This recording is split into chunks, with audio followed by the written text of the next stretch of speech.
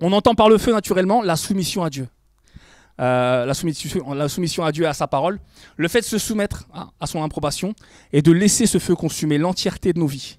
Quand je dis l'entièreté de nos vies, c'est nos ambitions, c'est nos désirs et c'est surtout notre quotidien. Pas seulement ce qui saute aux yeux, parce que souvent, voilà, c'est les défauts les plus apparents qu'on présente le plus facilement à Dieu, mais bien souvent, quand on passe par le feu, il dissocie pas ce qui se voit, ce qui se voit pas. Il brûle tout, il consume tout, il épure tout. Souvent aussi, le dimanche matin, alors est-ce qu'on le fait juste le dimanche matin? J'avais marqué le dimanche matin pendant 2 heures à 220 degrés. Est-ce qu'on se contente de chauffer comme ça? Simplement le dimanche matin, 2 heures à 200 degrés. Un peu comme les pizzas ou les plats surgelés, vous savez. Hop, on était un peu surgelés, on ne faisait pas grand-chose cette semaine. On choisit un petit peu le feu de Dieu le dimanche. Ça dure 2 heures et puis ensuite, on redescend un peu. Et voilà, on récupère notre température. Mais on était comme un plat surgelé. C'était bien, c'était plutôt bon, plutôt pratique. Mais en tout cas, il ne s'est rien passé de très important. Tous les aspects de nos vies doivent être consumés pendant toute la durée de nos vies et à feu vif. C'est ça, ce qui nous est rappelé. En parlant justement, au tout début, je vous parlais de 2 aspects principaux d'une œuvre d'art, le temps et les matériaux. Il y en a en fait un troisième, c'est l'artisan. Parce que moi, même avec des très bons matériaux, même avec énormément de temps, je serais incapable de sortir une œuvre d'art. On est d'accord? On est d'accord. Effectivement, pour vous encourager, l'artisan, naturellement, c'est Dieu. On le voit dans le psaume 127, au verset 1. « Si l'Éternel ne bâtit la maison, ceux qui la bâtissent travaillent en vain. Si l'Éternel ne garde pas la ville, ceux qui la gardent veillent en vain. » C'est encore une fois un encouragement à tout rendre à Dieu, à tout donner à Dieu. Et au fait que si on doit bâtir sur des choses, c'est à Dieu de choisir les matériaux. C'est à Dieu de choisir la manière de les empiler. C'est à Dieu de choisir le délai de séchage de certaines choses dans nos vies. C'est à Dieu de choisir le temps qu'il aura bien voulu passer sur tel et tel aspect de nos vies. Et c'est pas à nous de remplir nos pièces à la va-vite. C'est pas à nous de choisir la déco. C'est pas à nous de choisir tout un tas de choses qui font que une maison ou en tout cas une bâtisse est belle. Mais c'est vraiment à Dieu que doit être consacrée notre bâtisse qui est là naturellement commence par nous-mêmes. Prions. Seigneur Jésus, merci pour ce moment, merci pour ce dimanche, merci pour tous les frères et les sœurs qui ont pu venir. Merci parce qu'à chaque fois, tu nous bénis, tu nous donnes la grâce effectivement de ta présence. Merci pour ta présence, merci pour tout ce que tu fais dans nos vies, merci pour l'œuvre à laquelle tu es dans nos vies, Seigneur. Aide-nous à ne pas nous comporter comme des aliments surgelés. Aide-nous à ne pas nous comporter comme des aliments avec une très faible valeur nutritive, Père, mais aide-nous à te consacrer toutes nos vies. Aide-nous à bâtir avec de l'or, avec de l'argent, avec de l'airain, avec des matériaux nobles qui sont capables de passer par le feu, d'être épurés, d'être consumés, Père, de voir que, voilà, qu'est-ce qui est à ta gloire, qu'est-ce qui ne l'est pas, Père. Aide-nous à vraiment nous confronter à toi, aide-nous vraiment à être consumés par ta présence et à tout te donner, à tout te rendre en tout cas, Père. Dans le nom de Jésus. Amen. Amen. Il est notre ami. Amen. Il est notre ami fidèle et tendre. Il est avec nous. Il est notre secours. Que ce matin, le Seigneur puisse vraiment donc nous rassurer chacun qui nous sommes en lui, ce que nous avons en lui. Lèvons-nous et nous allons chanter Emmanuel, Dieu avec nous. Alléluia, Jésus. Ô Seigneur Jésus.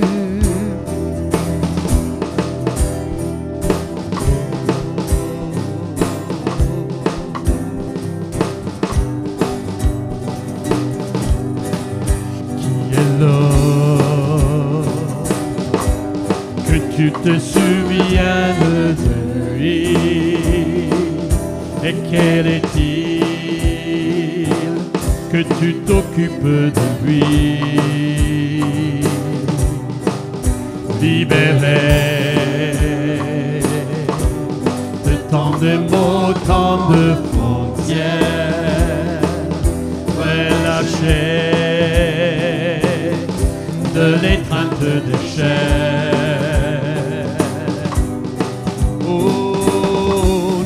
Rien ne pourra m'arrêter, mon cœur ne peut s'empêcher de chanter, tout en moi veut s'écrier, car toi seul est glorifié, Emmanuel.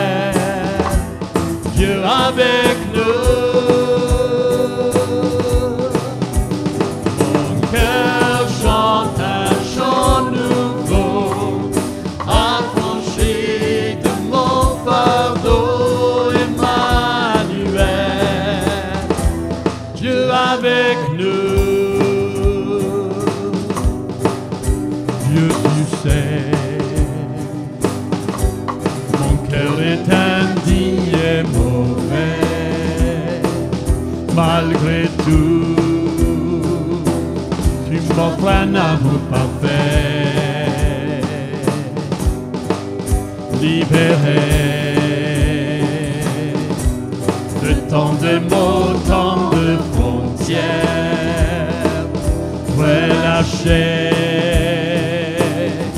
de l'étreinte de chair. Oh non, rien ne pourra m'arrêter, mon cœur ne peut s'empêcher de chanter, tout en moi de s'écrier, car toi seul est glorifié, Emmanuel, Dieu avec nous. Mon cœur chante un chant nouveau, affranchi de mon fardeau, Emmanuel, Dieu avec nous. Au regard de cette croix, bien humblement présent, accepte-le, mon cœur reconnaissant.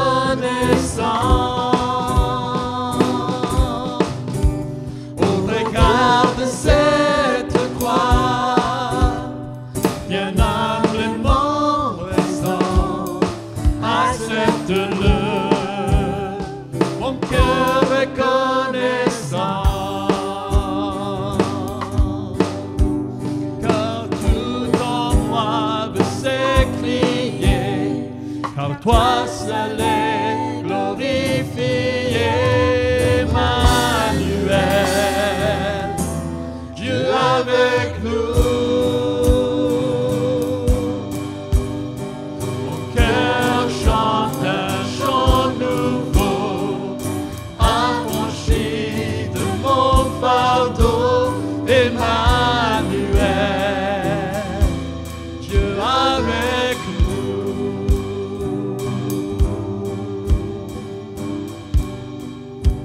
Si nous rentrons, Seigneur, dans tes parvis avec des louanges, l'adoration de notre cœur, rentrons, Seigneur, avec la réjouissance. Seigneur, nous voulons, Seigneur, te célébrer. Nous voulons, Seigneur, te dire que tu es notre ami, Seigneur. Tu es, Seigneur, notre Père, mais aussi, Seigneur, tu es notre ami fidèle et tendre. Tu es notre confident. Tu es celui, Seigneur, en qui on se confie. Alléluia. Alléluia, Seigneur. Merci parce que tu nous rassures à chaque instant, Seigneur. Alléluia. Oh, nous voulons t'exalter, te glorifier, Seigneur. Élever ton nom. Alléluia, Jésus. Amen. Alléluia. Oh, Jésus. Alléluia, Seigneur. Quel ami fidèle et tendre nous avons en Jésus-Christ, toujours prêt à nous entendre, à répondre à notre cri. Il connaît nos défaillances, nos chutes de chaque jour, sévérant ses exigences, il est riche en son amour. Quel ami fidèle et tendre nous avons en Jésus-Christ, toujours prêt à nous comprendre quand nous sommes en souci. Disons-lui toutes nos craintes, ouvrons-lui tout notre cœur. Bientôt ces paroles simples nous rendront le vrai bonheur. Quel ami fidèle et tendre nous avons en Jésus-Christ, toujours prêt à nous défendre quand nous presse l'ennemi. Il nous suit dans la mêlée, de ses bras. Et c'est lui qui tient les pères, qui décide des combats. Quel ami fidèle et tendre nous avons en Jésus-Christ, toujours prêt à nous comprendre, à vaincre contre l'ennemi. S'il nous voit vrais et sincères à chercher la sainteté, il écoute nos prières et nous met en liberté. Quel ami fidèle et tendre nous avons en Jésus-Christ. Bientôt il viendra nous prendre pour être au ciel avec lui. Suivons donc l'étroite voie en comptant sur son secours. Bientôt nous aurons la joie de vivre avec lui toujours. Quel ami fidèle et tendre nous avons en Jésus-Christ.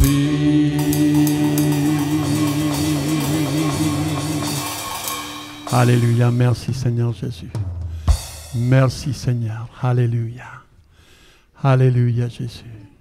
Si tu prends la solitude, tu prends Seigneur ceux qui sont dans la tristesse, tu prends Seigneur ceux qui sont dans le désarroi parce que voilà, il y a une recherche de travail Seigneur et donc il n'y a pas de porte qui s'ouvre. Seigneur, tu es l'ami Seigneur fidèle et tendre et tu es là, tu veilles sur nous, tu prends soin Seigneur de nous. Alléluia. Seigneur, nous voulons t'honorer, Seigneur, en toutes choses dans notre vie. Nous avons besoin, Seigneur, alléluia, d'être constamment, Seigneur, oh Dieu, à tes côtés. Alléluia, Seigneur. Merci, Seigneur Jésus. Merci, Seigneur Jésus. Alléluia, Christ. Amen, Seigneur. Il ne change pas. Amen. Il ne change pas. On peut traverser toutes sortes de tempêtes. Il ne change pas. Il est toujours présent. Alléluia.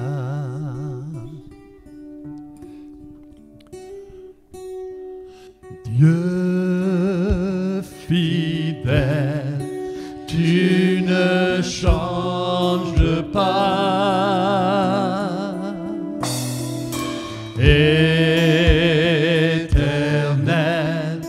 mon rocher,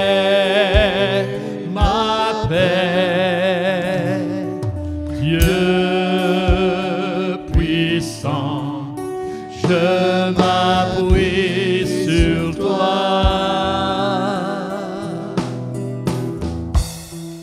et je crie vers toi, car tu es mon Dieu. Oui, je crie vers toi, j'ai besoin de toi. Oh Dieu fidèle, tu ne changes pas.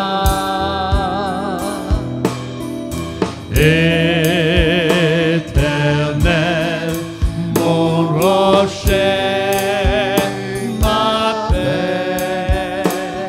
Dieu puissant, je m'appuie sur toi.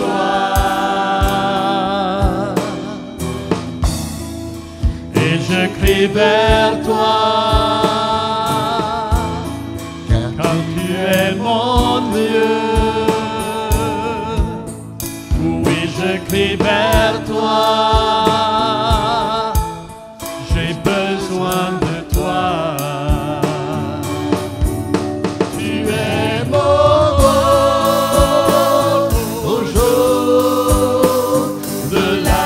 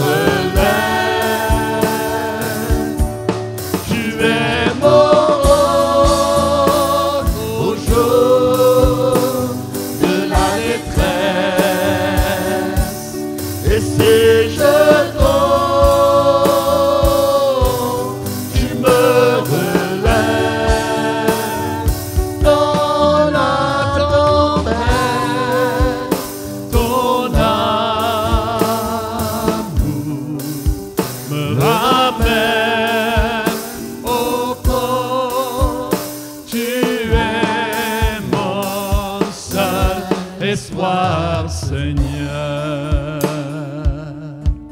Tu es mon roc au jour de la détresse. Et si je tombe, tu me relèves. Dans la tempête, ton amour me ramène au port. Tu es mon seul espoir, Seigneur. Fermons les yeux un instant et prions pour les personnes qui sont autour de nous, sans nous tourner les uns vers les autres, mais tout simplement. Prions au Seigneur de venir et soulager le fardeau, soulager la peine, soulager parfois, donc on ne voit pas la prière exaucée au moment qu'on aimerait, et parfois il y a un ressenti, parfois des frustrations. Demande au Seigneur de vraiment bénir toutes les personnes qui sont autour de toi. Que le Seigneur vienne maintenant afin de les consoler, afin de les fortifier, afin de leur donner vraiment une foi qui est inébranlable. Alléluia. Alléluia. Ce n'est pas basé sur les circonstances, c'est basé sur le fait de qui est Dieu. Alléluia. Qui est Dieu. Alléluia, Seigneur. Alléluia. Continuez à prier tout simplement pour les personnes qui sont autour de vous. Vraiment demander au Seigneur de venir et de répondre au cri de leur cœur, de répondre donc à la détresse qu'ils expriment. Alléluia, Seigneur. Merci, Seigneur. Tu es notre force. En toi, si nous trouvons, Seigneur, chaque jour, Seigneur, le courage. Alléluia, Jésus. Alléluia, Seigneur Jésus. Oh, alléluia, Seigneur Jésus-Christ. Merci, Seigneur Jésus. Merci, Seigneur.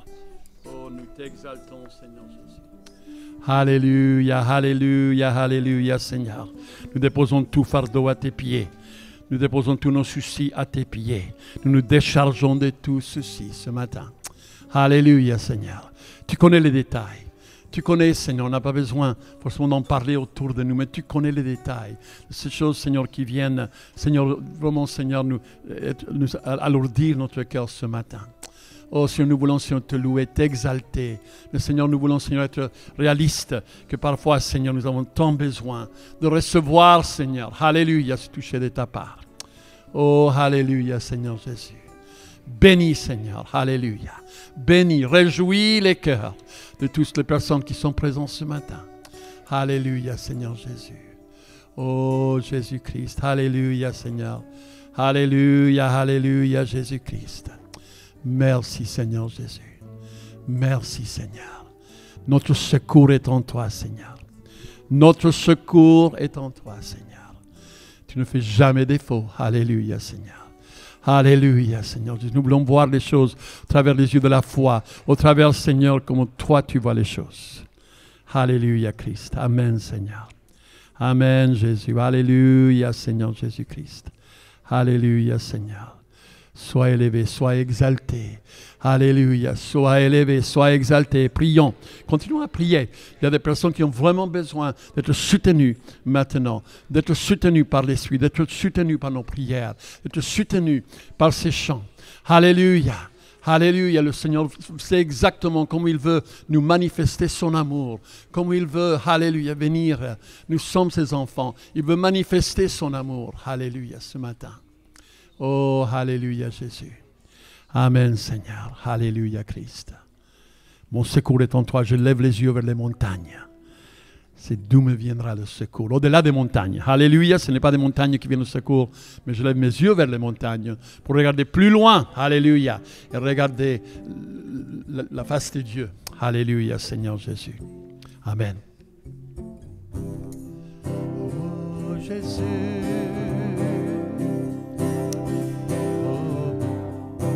Si la lune me glace et le soleil menace, Créateur des étoiles,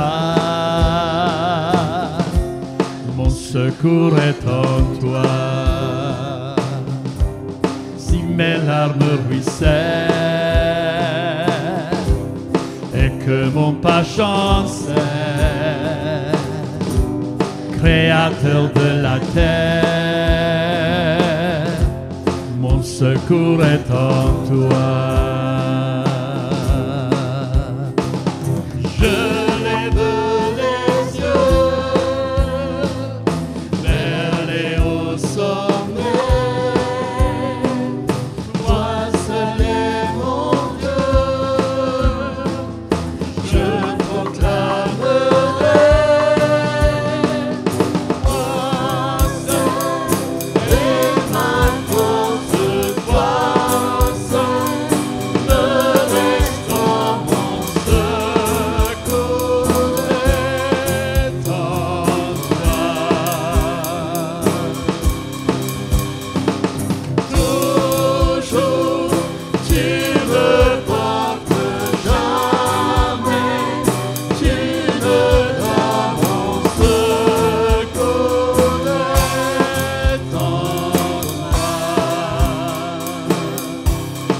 La peur m'envahit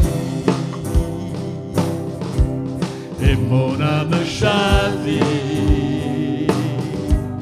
Créateur de la vie, mon secours est en toi. Non à la peur, si la peur m'envahit et mon âme chavire.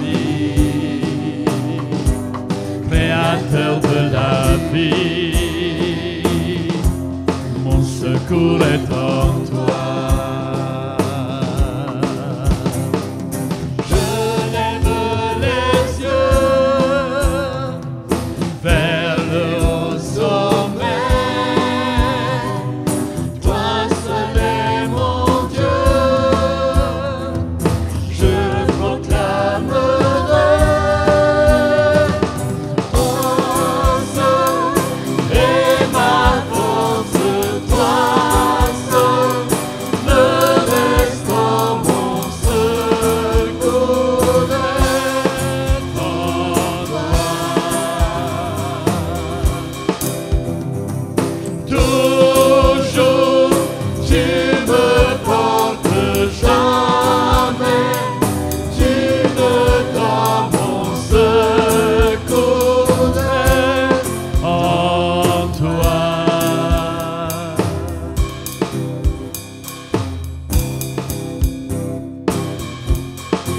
Alléluia.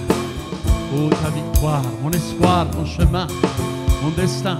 Ta victoire, mon espoir, ton chemin, mon destin, ton salut, mon refuge, tout est en toi. Ta victoire, mon espoir, ton chemin, mon destin, ton salut, mon refuge, tout est en toi. Ta victoire, mon espoir, ton chemin, mon destin, ton salut, mon refuge, tout est en toi. Ta victoire, mon espoir, ton chemin, mon destin, ton salut, mon refuge, tout est en toi.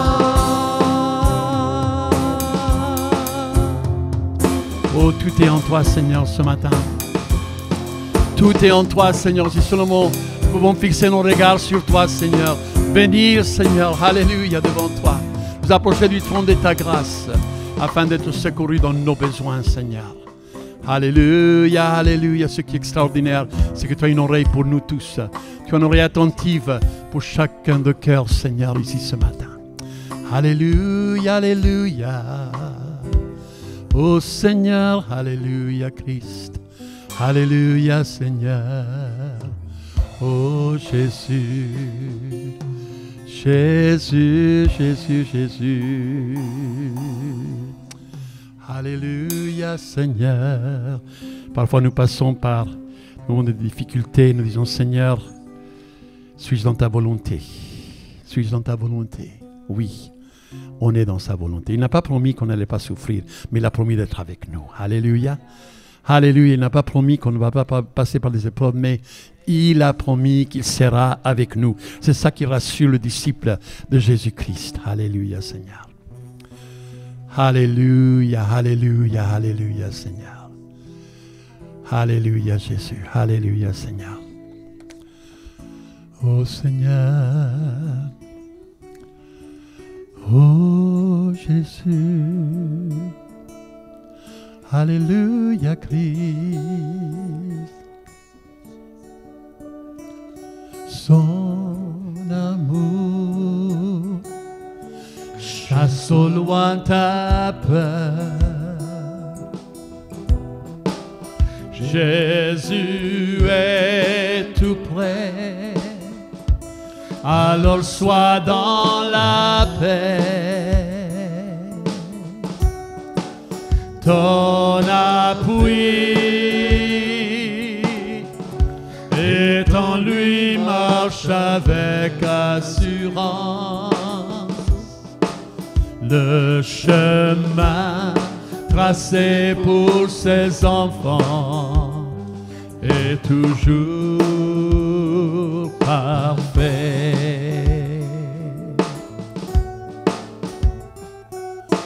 Son amour chasse au loin ta peur. Jésus est tout près, alors sois dans la paix. Ton appui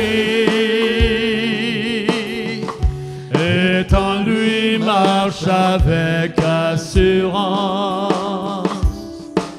Le chemin tracé pour ses enfants est toujours parfait. Chante-le avec foi, alléluia. Oh, son amour chasse au loin ta peur. Jésus est tout près, alors sois dans la paix. Ton appui est en lui, marche avec assurance. Le chemin tracé pour ses enfants est toujours parfait. Alléluia Seigneur. Alléluia Jésus. Alléluia Seigneur.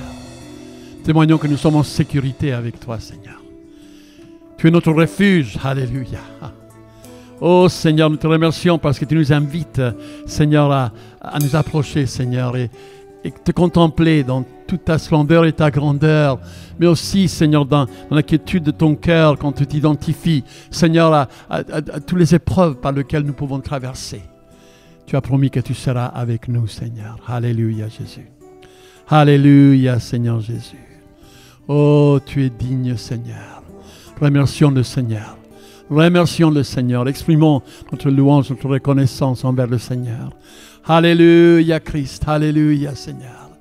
Oh, sois élevé, sois honoré. Sois élevé, sois honoré, Seigneur.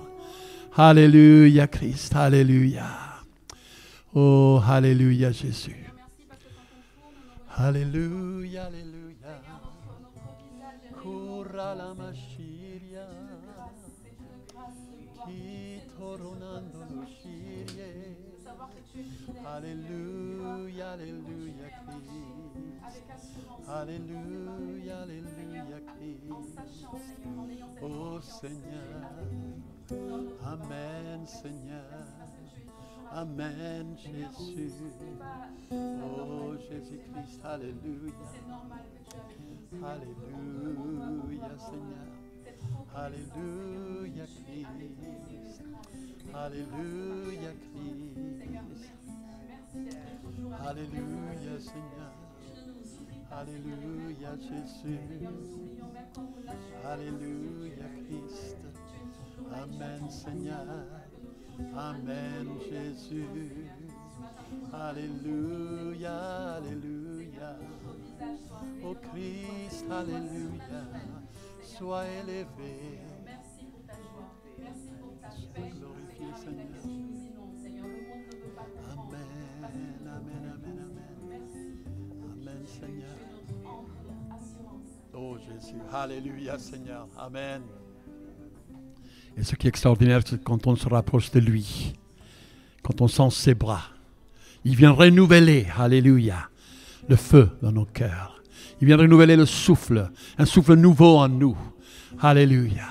Nous repartons de ce moment, de ce face-à-face avec lui, dans lequel peut-être on est rentré avec des larmes aux yeux, avec une peine profonde sur notre cœur, avec un fardeau lourd, Seigneur, que nous portons. Et alors là, quand on se retire de ce moment, nous ressentons un souffle nouveau en lui, un souffle renouvelé. Alléluia, Jésus.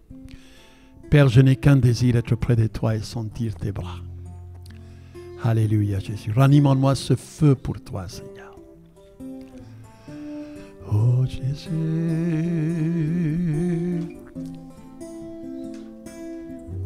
Alléluia Christ,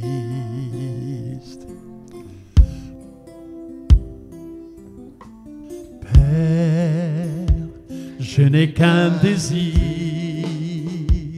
être près de toi et sentir tes bras.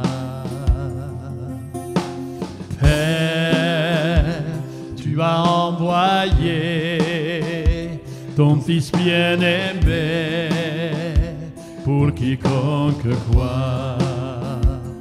Saint-Esprit qui donne vie, ranime en moi ce feu pour toi. Saint-Esprit, viens par ta pluie.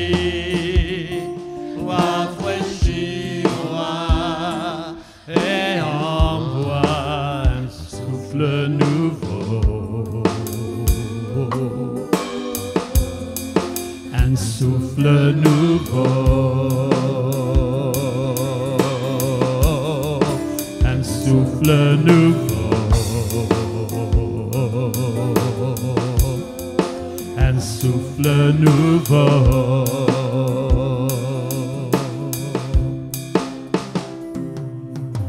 Père, je n'ai qu'un désir, rester près de toi, écoute ta voix. Oh Père, tu m'as tout donné, c'était à tes pieds que je veux rester. Saint-Esprit qui donne vie, ranime en moi ce feu pour toi. Saint-Esprit, viens par ta pluie, rafraîchis-moi et envoie un souffle nouveau, un souffle nouveau, un souffle nouveau, un souffle nouveau.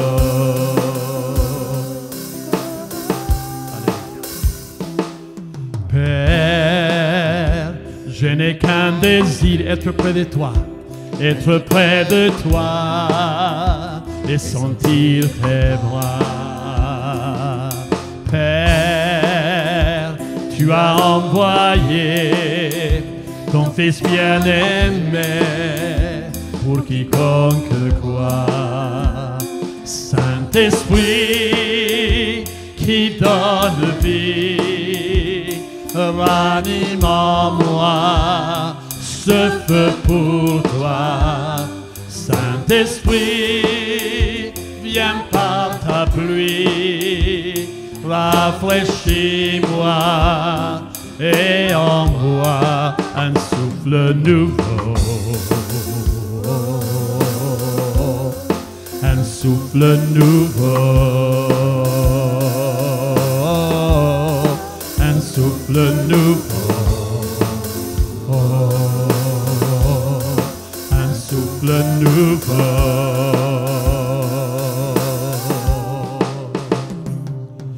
Père, je n'ai qu'un désir, reste près de toi, écouter ta voix. Ô Père, tu m'as tout donné, et c'est à tes pieds que je veux rester.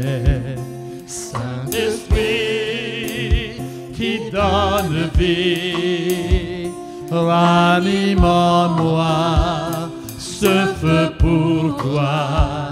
Saint-Esprit, viens par ta pluie, rafraîchis-moi et envoie un souffle nouveau.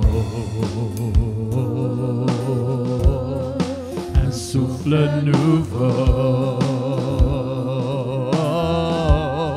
Un souffle nouveau. Un souffle nouveau.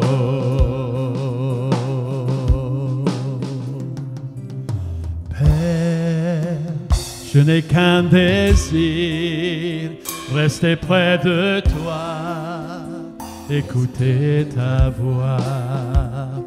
Ô Père, tu m'as tout donné, et c'est à tes pieds que je veux rester.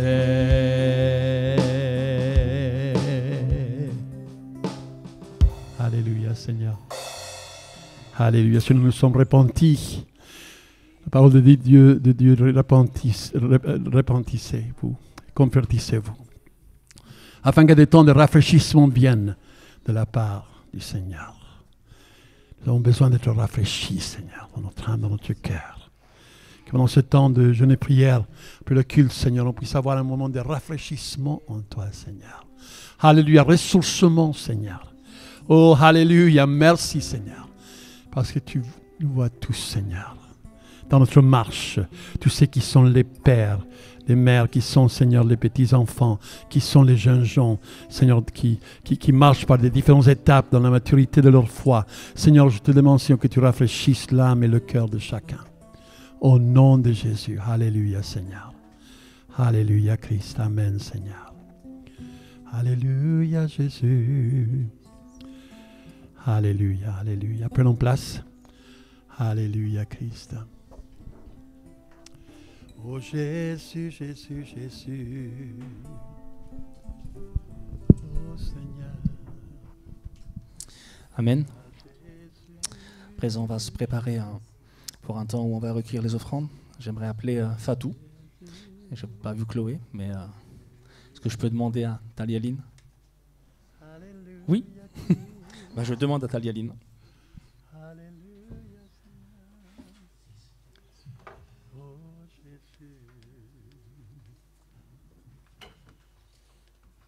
Yahweh, il est mon berger. De rien, je ne manquerai.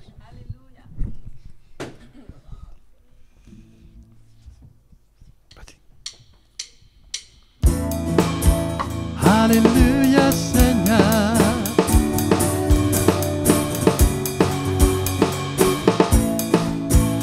Alléluia, Seigneur.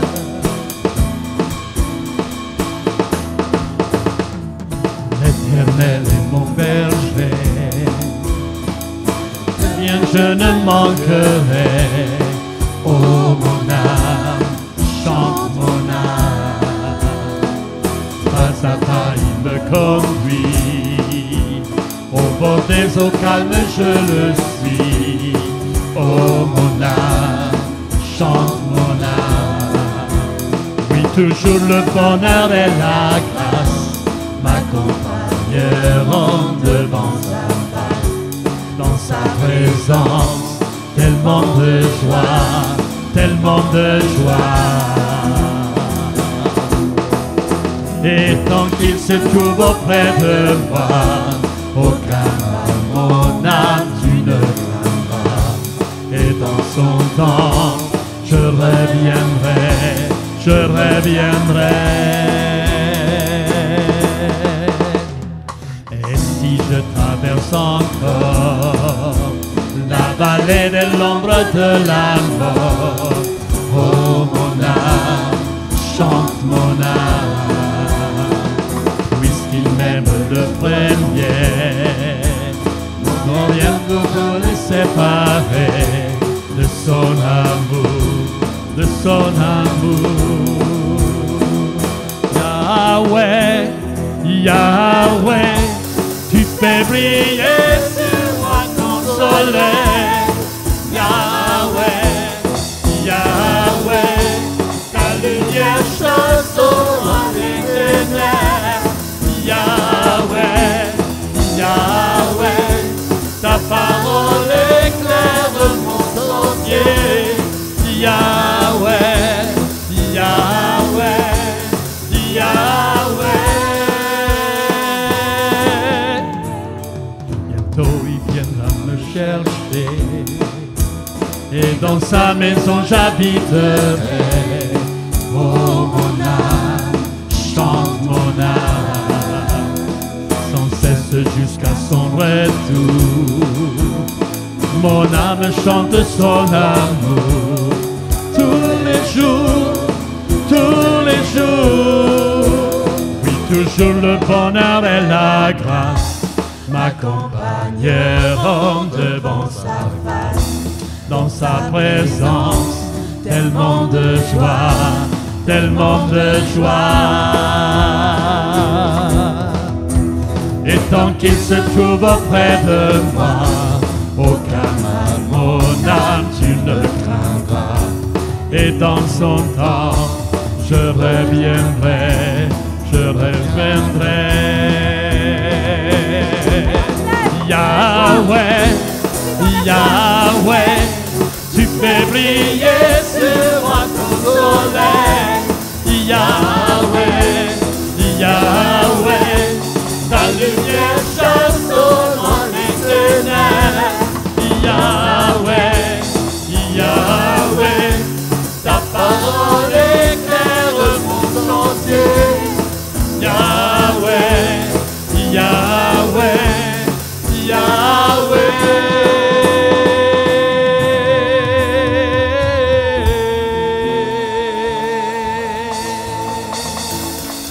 Alléluia Christ, alléluia.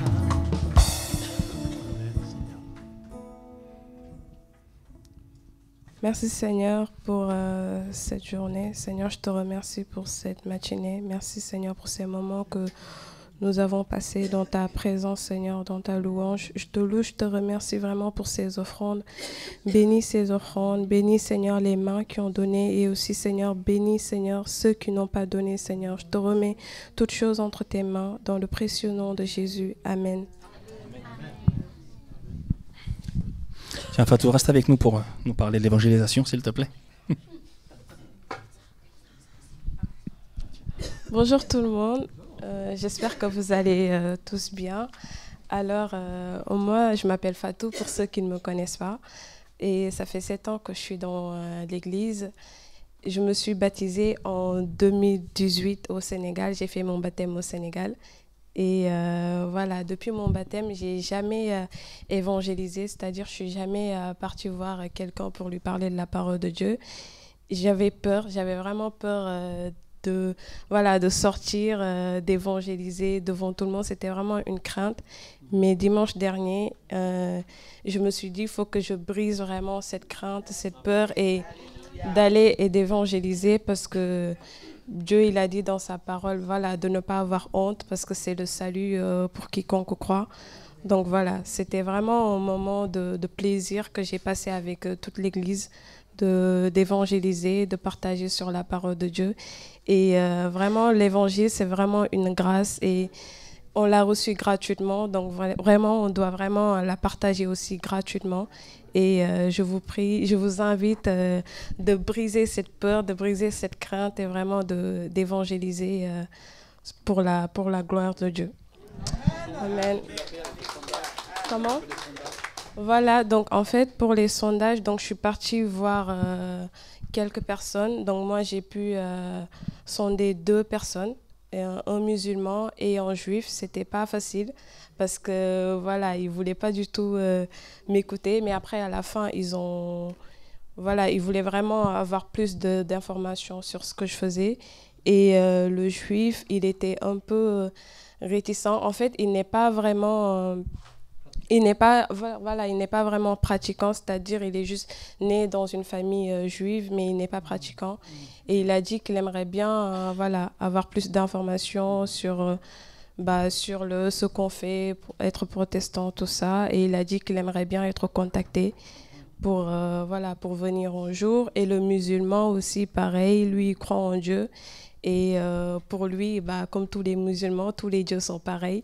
Mais voilà, donc je lui ai dit que voilà, notre Dieu et les dieux des musulmans, ce n'était pas le même. Et voilà, mais il était intéressé. Voilà. Amen. Merci. J'aimerais ajouter aussi, donc, ce n'était pas à Stalingrad qu'on est allé, mais on est allé ici sur la petite place triangulaire, la forme de triangle. Ce n'était pas un hasard qu'on soit là. Hein. Donc, il y a un frère chrétien de la Kabylie qui passait par là, comme par hasard, n'est-ce pas? Mais qui est vraiment en recherche de continuer la foi qu'il a commencé. Donc, il a déjà été baptisé, déjà fait des écoles bibliques, des études bibliques là-bas. Et donc, ça fait 2 ans qu'il est à la recherche. Donc, il est avec nous, hein, Rabat, Dieu te bénisse, Amen. Donc, le Seigneur sait exactement ce qu'il met sur notre cœur. Il conduit nos pas. La Bible dit que nos pas sont conduits les pas des justes sont conduits par le Seigneur.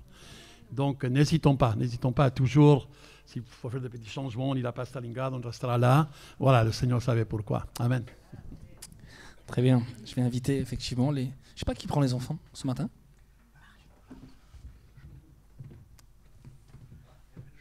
Ah oui, non, mais après. Ah, y a un... Donc, est-ce qu'il y a quelqu'un qui prend les enfants? Ok. Allez. Il y a beaucoup d'enfants. Hein. Bon.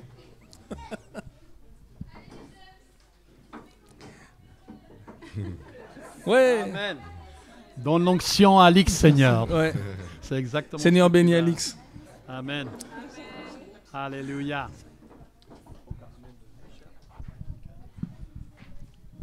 Amen. Alléluia. Il n'y a pas la place. Hein. On a mis 12 chaises. Je pense qu'il y a plus de 12 enfants. Mais ils vont pouvoir entendre l'amour du Seigneur révélé. Alléluia.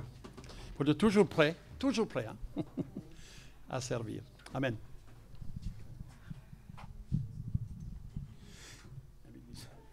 Michael, est-ce que je peux t'inviter à venir nous parler de 1 Jean chapitre 3, s'il te plaît? C'est bon. Ok.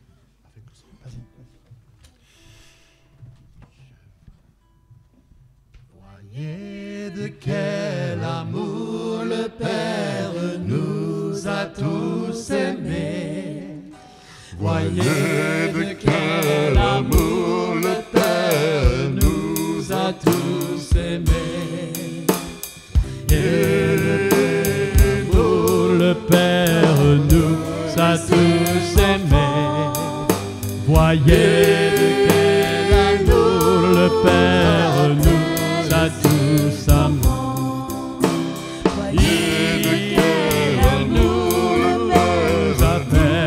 Ses enfants, voyez de quel amour le Père appelle ses enfants. Voyez de quel amour le Père nous a tous aimés. Voyez de quel amour le Père nous a tous enfants. Voyez de quel amour le Père nous a tous aimés. Voyez de quel amour le Père nous a tous aimés. Il nous appelle ses enfants. Il nous appelle ses enfants. 1 Jean, chapitre 3, verset 1. Bon, merci beaucoup.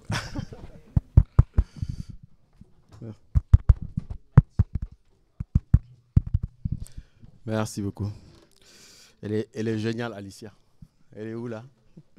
Parce que je lui ai demandé si c'est elle qui faisait la louange. Et je lui ai dit, tiens, tu sais, 1 Jean 3, 1, c'est une chanson. Et c'est une chanson que je chantais quand j'étais petit. Donc, du coup, je lui ai fait la... Elle me dit, c'est quoi la chanson? Je lui ai envoyé un message vocal et j'ai chanté. Donc, du coup, c'est pour ça qu'elle a fait la surprise. Bon, voilà. Voilà, super. Super. Est-ce que vous avez passé une bonne semaine? Ouais? Vous avez passé une bonne semaine? Alors, moi, je remercie le Seigneur parce que hier, j'ai failli appeler Marc pour lui dire que je ne pouvais pas faire le messager parce que je me sens un peu malade. Donc, du coup, donc voilà. Donc, je vous demanderai un peu comment dirais-je, de compréhension aujourd'hui. OK? Donc voilà. Alors, on va commencer peut-être par la prière.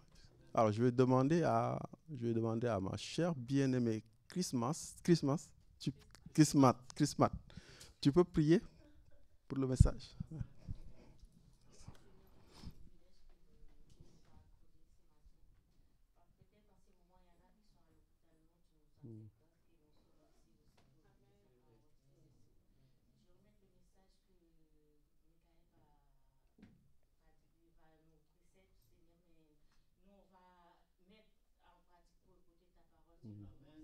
Bon.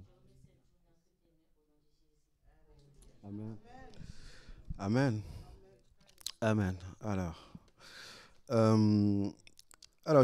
moi, cette semaine, comment dirais-je, j'étais assez content parce qu'en fait, je vous demandais si vous avez passé une bonne semaine, mais je pense que collectivement, on a passé une bonne semaine parce que finalement, en réfléchissant, je me suis dit, mais on va passer 7 jours extraordinaires parce qu'en fait, dimanche dernier, donc on a fait la louange, on a partagé le message, une bonne louange, un bon message. On a eu des invités, on a pris la Sainte Seine, on a fait l'évangélisation, mardi, réunion de prière et aujourd'hui jeûne. Donc je trouve qu'en fait, on a fait plein de choses qui incombent vraiment à ce qu'une église doit faire. L'évangélisation, la Sainte Seine, la prière, le jeûne, etc. Donc voilà, je trouve que c'était une semaine très, très, très, très intéressante. Amen, voilà. Donc du coup, c'est une bonne chose, quoi. Là, je pensais à ça, je dis, tiens, j'espère qu'on aura des semaines comme ça de plus en plus, ça serait bien. Alors, j'ai combien de minutes? 1 heure. OK, bon, génial, OK. Alors, j'imagine que vous avez tous lu 1 Jean 3, n'est-ce pas? OK. OK, bah, OK, alors donc, on a commencé, on avait fait Jacques, 2 Pierre, là maintenant on est à 1 Jean, n'est-ce pas? Donc on a fait chapitre 1 et chapitre 2, n'est-ce pas?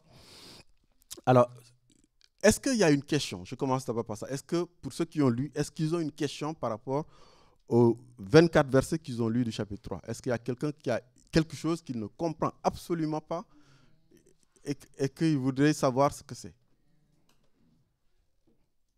Pas de question? OK, ben c'est génial, c'est pas grave, c'est bien, ça veut dire que vous avez bien compris, formidable. Donc du coup, c'est moi qui vais vous poser des questions. Alors, en tout cas, moi, je ne sais pas comment vous abordez ces lectures, mais c'est important pour moi, en fait, quand on lit un livre, il y a au moins, en tout cas, c'est comme ça que j'essaie de faire tout le temps, il y a au moins 4 questions qu'on doit se poser, 4. OK? La première question, c'est quel type de document on a sous les yeux? N'est-ce pas? Parce que si c'est un poème, ou si c'est une narration, ou si c'est une littérature apocalyptique, une littérature prophétique, on ne va pas aborder la chose de la même façon, on est d'accord. Donc, première question, c'est quel type de document on a sous les yeux? Ça, c'est la première question. La deuxième question, c'est qui écrit le document? Parce que ça, c'est important, okay, n'est-ce pas? Qui écrit le document? Je ne sais pas qu'est-ce que je peux prendre comme exemple. Je vois la tête d'Ingrid, je vais prendre Ingrid comme exemple, qui vient de faire... on a fêté ses fiançailles le dimanche dernier. Si Ingrid reçoit un courrier, et le courrier, c'est écrit « Je t'aime vraiment ». Alors, on ne va pas l'interpréter de la même façon si c'est son père qui l'écrit, ou si c'est sa mère qui l'écrit, ou c'est Monica qui l'écrit, ou si c'est Mathieu qui l'écrit. On est d'accord? N'est-ce pas? Donc, celui qui écrit, c'est important. Parce que celui qui écrit définit aussi la manière dont on va comprendre les choses. OK? Voilà. Celui qui reçoit aussi est important. C'est-à-dire celui qui écrit, à qui il écrit. N'est-ce pas? Parce que si, je ne sais pas moi, si par exemple, je vais me mettre dans une configuration, je prends toujours Ingrid comme exemple. Si Ingrid se marie et que quelqu'un d'autre lui envoie un courrier en lui disant « je t'aime », on va tous être perturbés, on est d'accord? Donc sa situation est importante. Donc celui à qui on écrit est important aussi. OK? Et le quatrième point, c'est quel est le but de ce qu'on écrit et le contexte dans lequel on l'écrit. N'est-ce pas? Ça, c'est important. Parce que si on ignore le contexte, on ne va pas comprendre. Et tout un genre, le contexte dans lequel c'est écrit, c'est hyper important. OK? Les 4 questions. Donc, si je reprends les 4 questions, quel document on a sous les yeux? C'est une lettre. N'est-ce pas? On est d'accord? Voilà. Qui écrit? C'est qui écrit? Jean? OK. Vous êtes sûr? OK. Est-ce que vous pouvez démontrer que c'est Jean qui l'écrit? Voilà, vous voyez? C'est-à-dire, il ne s'agit pas de faire une affirmation, parce que si vous voulez faire de l'évangélisation et que vous rencontrez quelqu'un qui connaît bien, il peut vous semer le doute, il faut vous mettre en difficulté. OK? Donc c'est toujours important voilà, il faut que vous ayez les idées claires sur les choses. OK? Alors, pour savoir qui écrit, il y a toujours au moins, parce qu'il y a plusieurs méthodes, il y a au moins 2 démarches qu'il faut faire. OK? C'est de chercher d'abord s'il y a une évidence interne du texte que vous lisez. OK? Une évidence interne, c'est quoi? C'est de dire, est-ce que l'auteur s'identifie lui-même dans ce qu'il écrit? Ça, c'est une évidence interne. Parce que si l'auteur dit, par exemple, on prend par exemple l'Épître aux Romains, Paul, apôtre de Jésus-Christ, il s'identifie là. Il se dit clairement, il dit clairement que c'est lui. Voilà. Donc, s'il y a une évidence interne, OK? Pour ce qui est de 1 Jean, est-ce qu'il y a une évidence interne par rapport dans la définition que je viens de donner d'évidence interne? Non, Jean ne dit pas que c'est Jean. OK? Il ne dit rien. OK?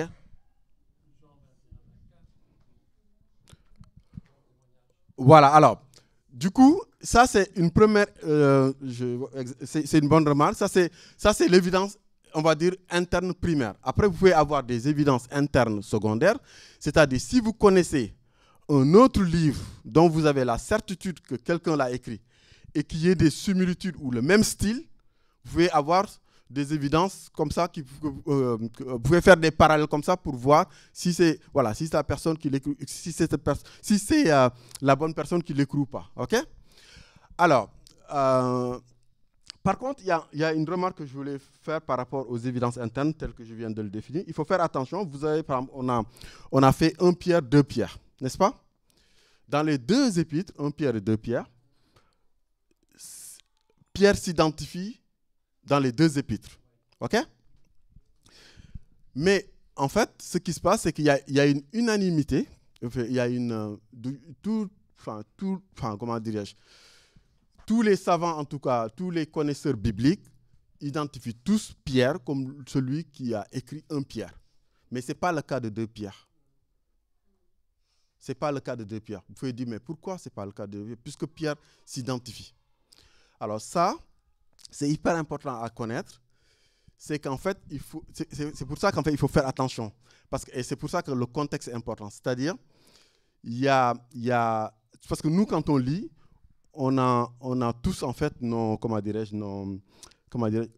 fois, il faut faire attention parce qu'on peut faire de l'anachronisme. C'est-à-dire, on réfléchit en contemporain moderne sur des choses qui se sont passées au 1er siècle. Okay? En fait, il faut savoir que au 1er siècle, il y a ce qu'on appelle en fait des écrits qu'on appelle des pseudo-épigraphes. Okay? Pseudo-épigraphes. Okay? Pseudo, ça veut dire faux. Quand on dit c'est un pseudo, c'est un pseudo marchand, c'est un pseudo, voilà, pseudo, ok. Épigraphe, ça veut dire écrit sur, ok. Et pseudo-d'épigraphe, ça veut dire en fait comment dirais-je, un texte qui est écrit par quelqu'un qui emprunte le nom de quelqu'un connu. Et ça, c'était très fréquent au 1er siècle, ok. Il y a beaucoup de textes qui sont des pseudo-épigraphes, c'est-à-dire des textes où quelqu'un dit, ben, j'en sais rien, je dis n'importe quoi. C'est moi, Paul, etc. Il écrit son truc, mais en fait, ce n'est pas Paul qui écrit. Okay? Alors, ça peut nous choquer aujourd'hui, mais il faut savoir qu'en fait, avant, il n'y avait pas du tout les concepts de protection, de droit d'auteur, etc. Ça n'existait pas. D'ailleurs, c'était même le contraire, c'est-à-dire, c'est que si vous regardez par exemple dans la tradition africaine ou indienne, ou même si vous connaissez un peu dans les trucs d'Égypte, etc., vous voyez, en fait, c'est toujours les mêmes dessins, etc. Parce qu'en fait, l'innovation pouvait être sanctionnée par la mort. Parce que si vous innovez sur des choses sacrées, on va dire que vous êtes en train de changer les choses. Vous pouvez même être tué. Donc, en fait, le fait de copier était quelque chose de bien vu. Ce n'est pas comme aujourd'hui, où, en fait, les droits d'auteur, etc., font que si tu copies, tu risques d'aller en prison. Voilà, donc ce n'est pas du tout dans le même contexte, ok? Donc, même si vous avez un nom, ça ne garantit pas. Donc ça, il faut l'avoir en tête. Après, vous avez ce qu'on appelle des évidences externes, ok? Les évidences externes, c'est d'avoir quelqu'un, par exemple, qui a vécu à la même période et qui certifie que telle lettre ou tel truc, ça a été écrit, ok? Alors, pour Jean, on a justement une évidence externe bien connue que David avait citée la dernière fois. Ce livre... Ok. Alors, je dis tout de suite, il ne faut pas me demander de vous le prêter parce que je ne prête pas ce genre de livre. C'est, comment dirais-je, Contre les hérésies, Irénée de Lyon. Ok. Et Irénée, comment dirais-je, cite explicitement. Ok. Irénée, qui est Irénée de Lyon? Irénée de Lyon est connu pour être le disciple de Polycarpe. Et Polycarpe lui-même est connu pour être disciple de Jean. Ok. Donc, c'est lui qui nous transmet un peu l'information comme quoi c'est Jean qui a écrit un Jean. OK? Donc voilà, donc c'est pour vous montrer, en fait, voilà, je vous donne juste en fait, c'est pour en fait vous montrer les méthodologies que vous pouvez utiliser vous-même pour faire des études. Parce qu'on fait aussi de l'enseignement, je pense que c'est bien aussi de donner les clés pour les gens. Voilà, je lis juste un passage par exemple. OK, je lis juste un passage pour vous montrer. OK? C'est exactement ce qu'affirme Jean, le disciple du Seigneur. OK? Lorsqu'il dit, ces choses ont été écrites pour que vous croyiez que Jésus-Christ est le Christ, le Fils de Dieu, et qu'en croyant, vous ayez la vie éternelle en son nom. Jean voyait en effet d'avance les théories blasphématoires, okay, de ces gens qui divisent le Seigneur autant qu'ils aient en leur pouvoir, en le déclarant fait de deux êtres distincts. Okay? On revient à ce que David nous avait partagé la dernière fois. C'est pourquoi dans son épître, donc Jean, c'est pourquoi dans son épître, donc il certifie que c'est Jean qui a écrit l'épître, okay? Il nous a encore donné ce témoignage. Mes petits enfants, c'est la dernière heure, comme vous avez appris que l'Antéchrist vient, etc. Okay? Donc voilà, vous avez plein de... j'ai noté au moins trois références où Irénée cite justement 1 Jean 1 en l'attribuant en Jean. Donc, évidemment. OK? Voilà, vous voyez? Donc, c'est juste des méthodes comme ça pour vous aider un peu à avoir des connaissances et des trucs solides pour que quand vous évangélisez, etc., vous avez des bonnes... OK? OK, donc j'avance un peu. Donc ça, c'est justement qui écrit. Après, à qui il écrit, c'est facile à connaître parce que lui-même, il le dit. À qui il écrit? Il dit, alors, on voit que les personnes qui reçoivent cette lettre sont des gens qui sont très intimes. OK? Alors, je suis en train d'introduire, vous allez comprendre. Pour interpréter tout un genre, ça va aller vite. Je mets le contexte et vous allez comprendre pourquoi. OK? Donc, à qui il écrit? On voit qu'en fait, Jean écrit à des gens qui lui sont très intimes, parce qu'il leur appelle. Je vous écris, vous pères, jeunes gens, petits enfants. Donc, c'est des gens qui lui sont très intimes. OK? Et même au chapitre 2, il dit, ils sont sortis de nous, en parlant des antéchrists. Il dit, ils sont sortis de nous. Donc, on voit qu'en fait, il écrit à une communauté qu'il connaît très bien. Donc, c'est des gens qui, normalement, sont dans le Seigneur, parce que c'est important. Donc, comme c'est des gens qui sont dans le Seigneur, on sait que c'est à des chrétiens qui s'adressent. OK? Alors, donc ça, c'est à qui il écrit. Après, maintenant, quel est le but et le contexte? C'est ça qui m'intéresse le plus. Quel est le but et le contexte dans lequel il écrit? Alors, le but, c'est simple, parce que Jean le donne dans son épître il donne 4 points qui sont son but. OK? Les 4 points, c'est quoi? Parce qu'à chaque fois, il dit, je vous écris afin que. où il dit « Je vous écris au sujet de ». Donc, quand il fait ça, c'est qu'il est en train de dire pourquoi il écrit, n'est-ce pas? Ok. Si on lit au chapitre 1, verset 4, il dit « Nous écrivons ces choses afin que votre joie soit parfaite ». Donc, ça, c'est le premier point. Afin que votre joie soit parfaite. Ok.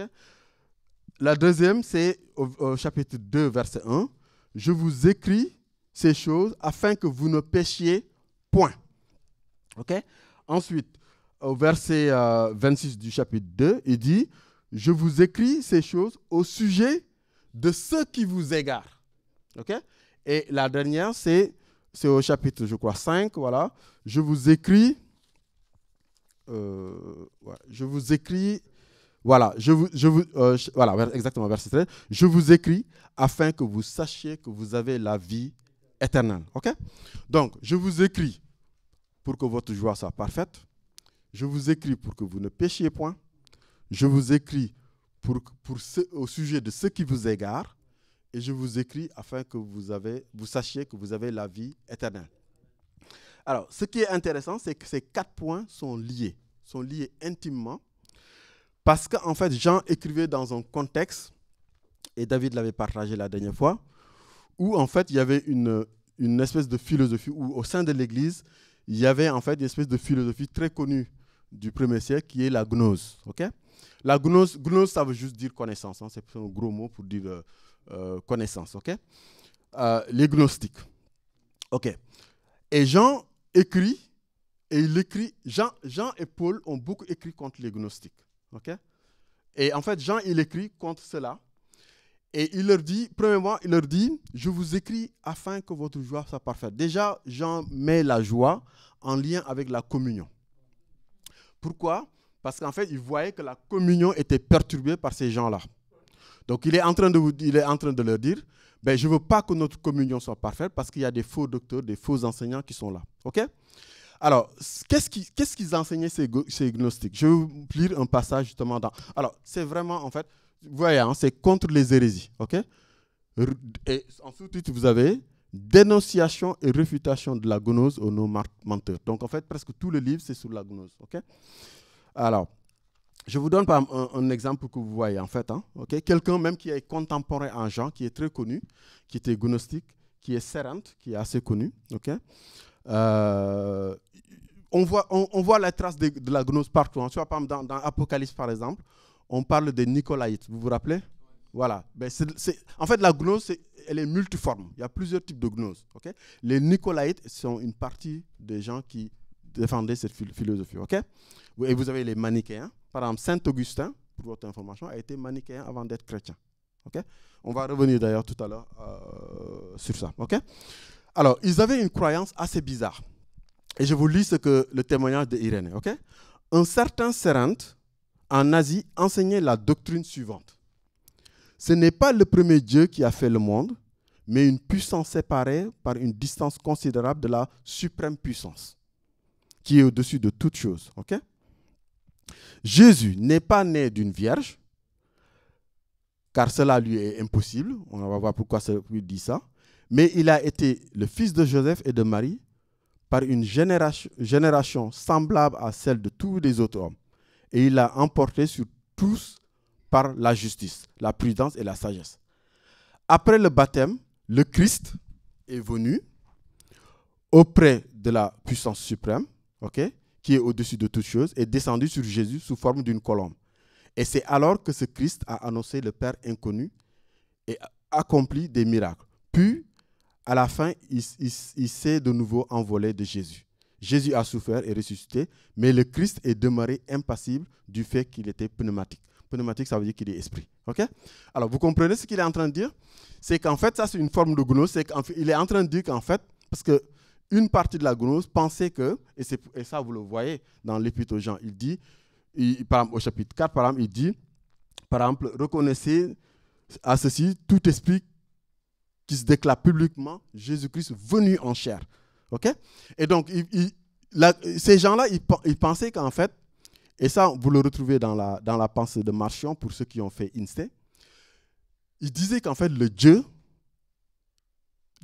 ça c'est la pensée de Marcion, le Dieu de l'Ancien Testament, ce Dieu méchant, il ne peut pas être le Père de Jésus-Christ. OK? Et c'est pour ça que c'est toujours important. C'est souvent quand j'apporte le message en disant, quand vous commencez à douter une chose de la parole de Dieu, vous êtes sur une pente extrêmement dangereuse. En fait, parce qu'il dit, ouais, le Dieu qui sanctionnait, ah ben tiens, c'est un Dieu méchant, donc il ne peut pas être le Seigneur Jésus-Christ. Mais ils ont oublié que Jésus-Christ, c'est lui qui disait, arrière de moi Satan. C'est lui qui disait à Hérode, ce renard, dites à ce renard. C'est lui qui disait, race de vipères. Tu vois, c'est le même Jésus, hein? Et c'est le même Jésus qui va séparer un jour les brebis d'avec les boucs. Et les boucs, il va les mettre en enfer. Donc, voilà, le Dieu Jésus-Christ d'amour, c'est le même. Hein? Donc, ces gens-là, en fait, ils disaient en gros, le Dieu qui est le Père, celui qu'on est Père, il n'a rien à voir, en fait, comment dire, avec le Dieu de l'Ancien Testament. Et donc, ce Dieu-là, le Dieu qui a créé le monde, c'est le Dieu de l'Ancien Testament, et c'est un Dieu mauvais. OK? Et donc, qu'est-ce qui s'est passé? C'est que Jésus-Christ, qui est humain, c'est comme ça qu'il voyait les choses, qui lui, justement, était un homme bien, au moment de son baptême, le Christ était venu sur lui. Et c'est pour ça que Jean, dans un des versets, il dit « Celui qui nie que Jésus-Christ est le Christ ».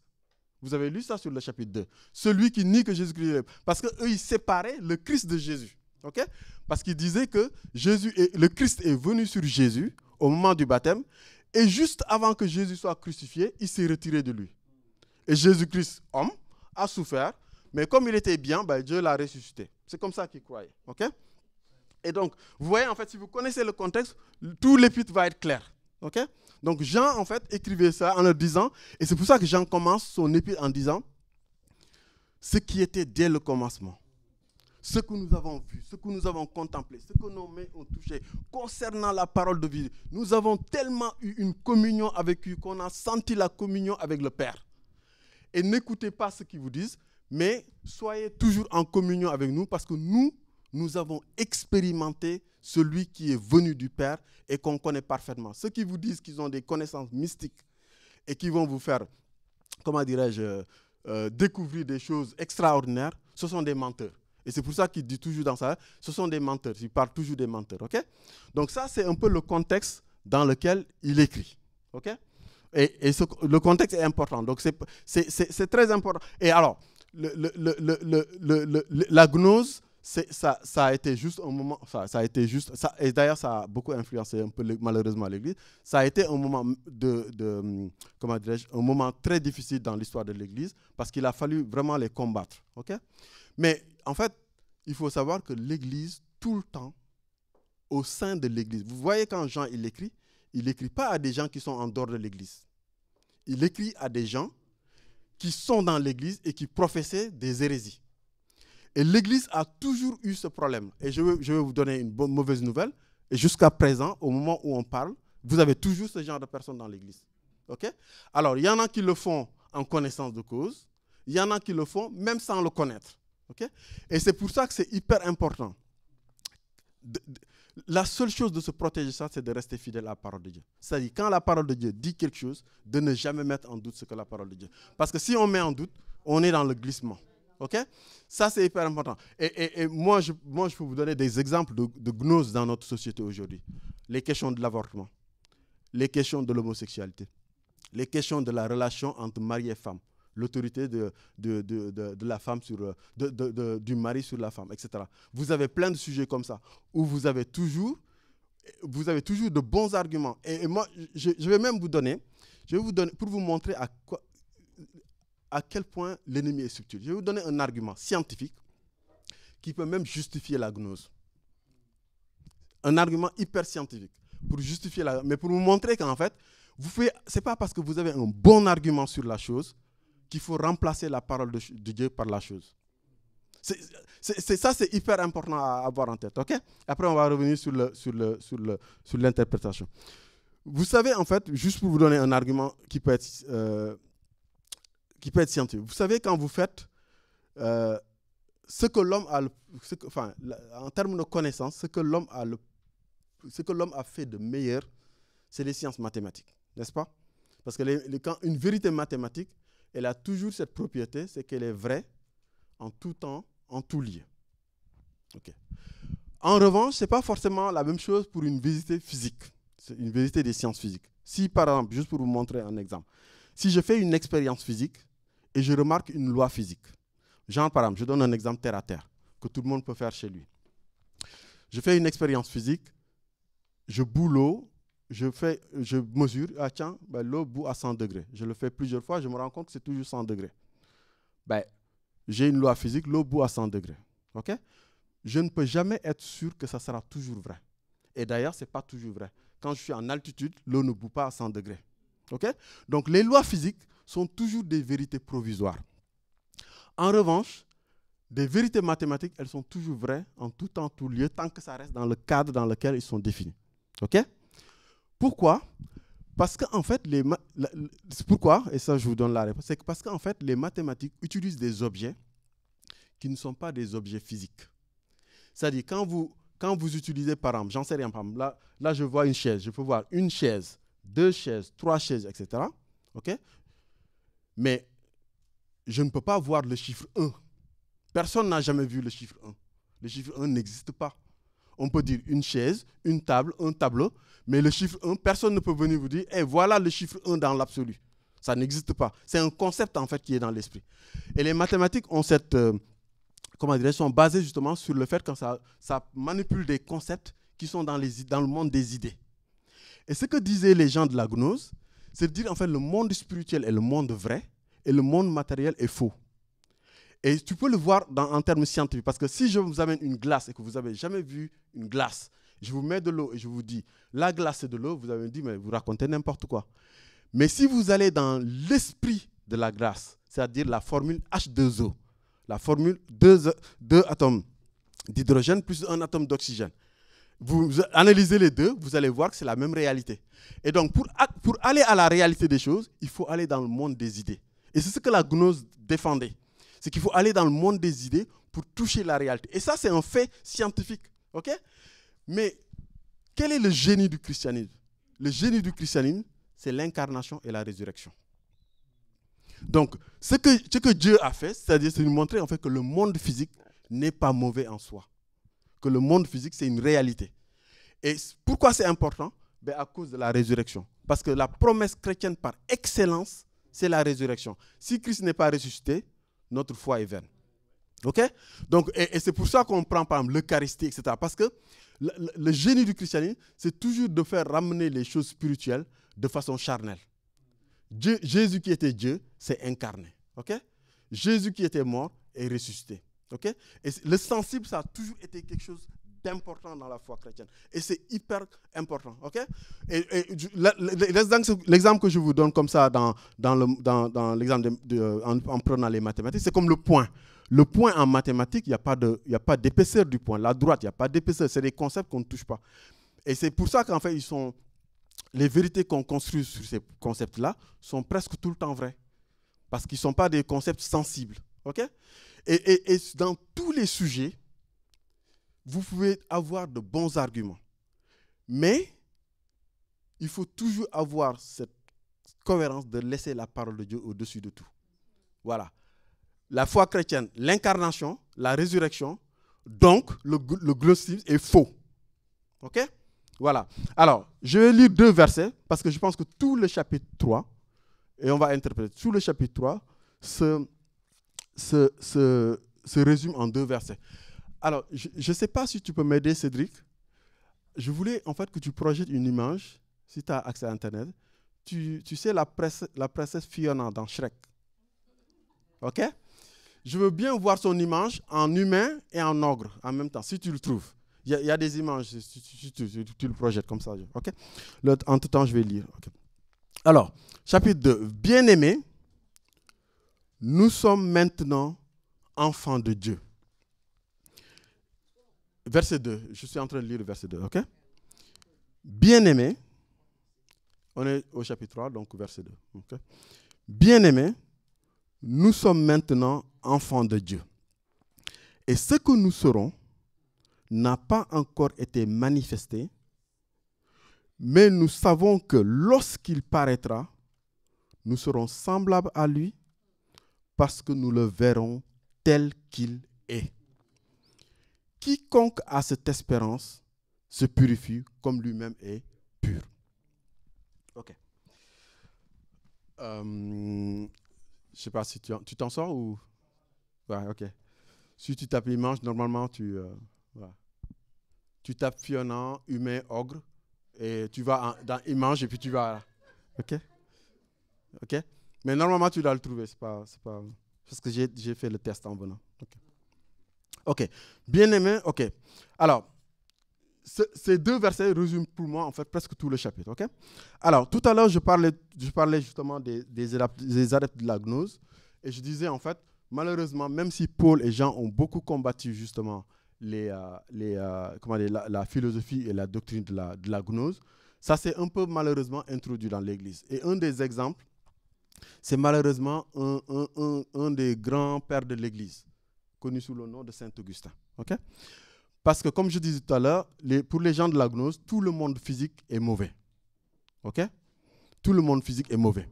Et d'ailleurs, pour eux, et en particulier chez les Nicolaïtes, pour eux, tu pouvais avoir une relation personnelle avec le Seigneur, spirituelle, et faire n'importe quoi dans la vie. Ok? Je vous lis un passage, comme ça vous allez voir rapidement, le temps qu'il trouve le truc. Voilà, c'est toujours au même verset. Ok? Les Nicolaïtes, ok. Les Nicolaïtes ont pour maître Nicolas, un des 7 premiers diacres qui furent constitués par les apôtres. Ils vivent sans retenue. L'Apocalypse de Jean manifeste pleinement ce qu'ils sont. Ils enseignent, écoutez bien, ils enseignent la fornication et la mendication des viandes offertes aux idoles. Aussi l'Écriture dit-elle à leur propos.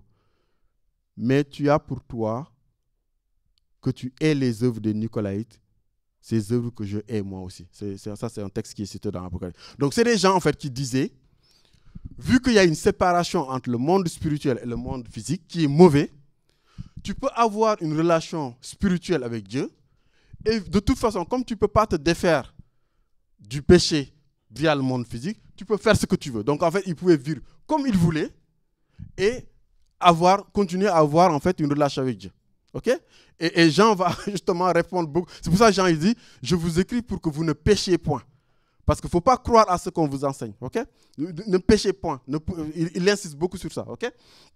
Et donc, eux, en fait, et ça, en fait, ça a influencé parce que Saint Augustin, c'est lui qui a été à l'origine, justement, de ce que David a partagé la dernière fois, du concept de la nature pécheresse et du concept du fait qu'en fait, on est coupable du péché d'Adam.